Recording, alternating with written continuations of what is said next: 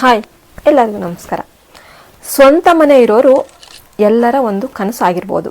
ಆದರೆ ಈ ಕನಸನ್ನು ನಾವು ನನಸು ಮಾಡೋದಕ್ಕೆ ನಾವು ನಮ್ಮ ಜೀವನನೇ ಫುಲ್ ಜೀವನನೇ ಈ EMI ಕಟ್ಟೋದಕ್ಕೆ ಸಿಕ್ಕಾಕ್ಕೊಳ್ಬಾರ್ದು. ದೊಡ್ಡ ಮನೆಯಲ್ಲಿ ಭಾಳೊಂದು ಚೆನ್ನಾಗಿದೆ ಅಂತ ನಾವು ಕಾಣಬಹುದು. ಆದರೆ ನಿಜವಾದ ಸಂತೋಷ ಎಂದರೆ ಸಾಲದ ಯಾವುದೇ ಬಾಧೆ ಇಲ್ಲದೆ ಬದುಕೋದು.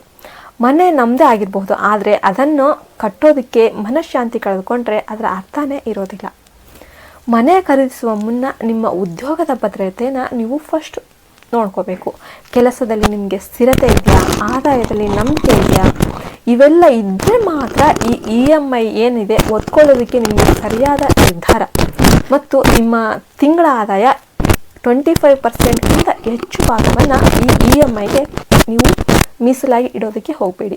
ಜೊತೆಗೆ ಕನಿಷ್ಠ 6 ತಿಂಗಳ ಅವಧಿಗೆ ಒಂದು ತುರ್ತು ನಿಧಿ, ಎಮರ್ಜೆನ್ಸಿ ಫಂಡ್ ಅನ್ನೋದು ಯಾವಾಗಲೂ ಇಟ್ಕೋಬೇಕು. ಮನೆ ಅಂದರೆ ಕೇವಲ ಗೋಡೆಗಳು ಮಾತ್ರ ಅಲ್ಲ, ಅದು ನಿಮ್ಮ ಜೀವನದ ನಿರ್ಧಾರಗಳ ಒಂದು ನೆಲೆಗಟ್ಟು. ಭಾವನಾತ್ಮಕವಾಗಿ ಮಾತ್ರ ಅಲ್ಲ, ಆರ್ಥಿಕವಾಗಿ ಬಲವಾದ ಮನೆ ಕಟ್ಟಬೇಕು. ಅಥವಾ ನಿಮ್ಮ ಬಾಡಿಗೆ ಮನೆಯಲ್ಲಿದ್ದರೂ ಕೂಡ ನೆಮ್ಮದಿಯಿಂದ ಉಳಿದ ಹಣ ಏನಿದೆ ಅದನ್ನು ಹೂಡಿಕೆ ಮಾಡಿಬಿಟ್ಟು ಇನ್ನು ಹೆಚ್ಚು ಲಾಭವನ್ನು ನೀವು ಪಡಿಬಹುದು. ಒಟ್ಟಿನಲ್ಲಿ ಹೇಳೋದಾದರೆ ಸ್ವಂತ ಮನೆ ಒಂದು ಒಳ್ಳೆ ಕನಸನೆ, ಆದರೆ ಅದರ ಬೆಲೆಗೆ ನೀವು ಜೀವನದ ಒಂದು ಶಾಂತಿ, ನೆಮ್ಮದಿಯನ್ನು, ಸ್ವಾತಂತ್ರ್ಯವನ್ನು ಕಳೆದುಕೊಳ್ಬೇಡಿ.